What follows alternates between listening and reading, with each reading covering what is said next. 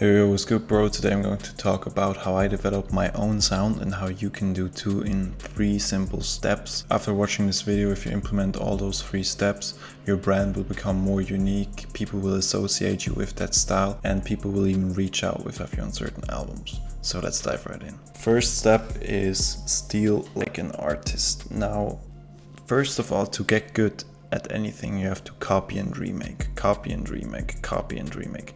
So by default, your stuff is gonna sound similar to someone else's, right? But the interesting thing here is from more people you copy, the more interesting your mix is going to become.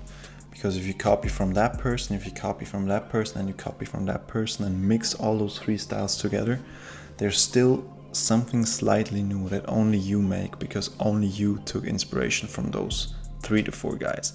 Now this can be from different producers, but this can also be from other genres, from other vibes, just like that.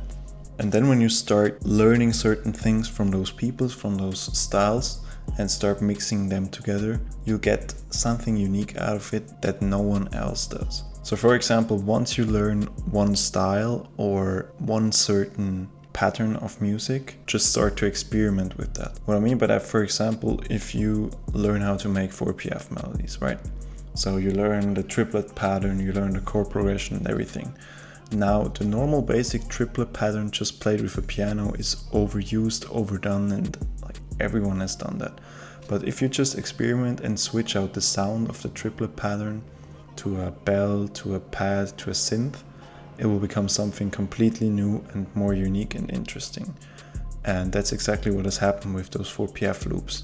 They have gotten from pianos to mostly pads or bells. Number 2, add your own sauce. But how do you actually discover your own secret sauce?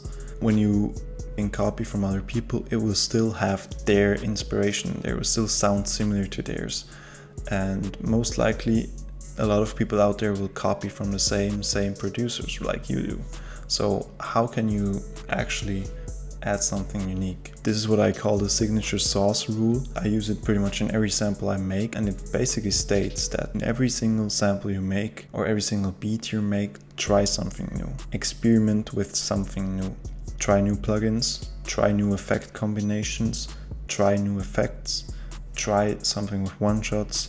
Just in every single melody, do something you've never done before. What starts happening is that you start compiling those new techniques that you've learned and that you've experimented with. You will see yourself start coming back to those new techniques over and over again once you have found something that works for you, right? And then this thing you've experimented with and that you always come back to becomes your own like kind of signature sound. Number 3, stick to one lane. This is more for like branding and stuff, so how you present yourself online. And once you start making your music, you start noticing that there's a certain vibe you like to make a lot of. And for me, for example, it's that ethnic dark stuff.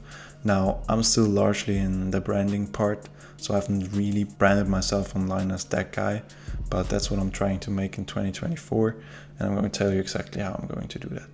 Now, with all that branding stuff and all the online stuff, this doesn't mean that you can't make any other vibes. It's just your brand has to become associated with that vibe. So if you only make pain stuff, your brand has to become associated with that, and that people know that you make the most fire pain stuff. Because if you're all over the place, people can't associate your brand with a certain sound, and therefore they won't reach out to you for that certain sound, if that makes sense. If we just think about Southside, Southside is known for those dark, hard-hitting beats with like ethnic elements with strings, and that's what the brand of Southside is about. But still, Southside makes pain beats for Lil Durk sometime, right? It doesn't mean that you can't do both, but if you think about Southside, you think about those hard-hitting, dark, ethnic beats. And same goes for Metro Boomin. If you think about Metro Boomin, you think about those dark, more ambient beats. But still, Metro Boomin makes a great variety of music, right? But it's just what you associate with that person, what makes you stand out.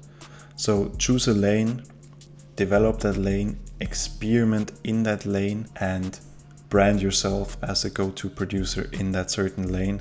And more people will start reaching out to you for melodies or for beats in that certain vibe, and you start seeing your brand growing and you see more and more people fucking with you. So that's everything. Hope you learned something out of this video. This is my plan, how I'm going to brand myself in 2024 with my own sound. And I'll see you tomorrow, brother. Peace.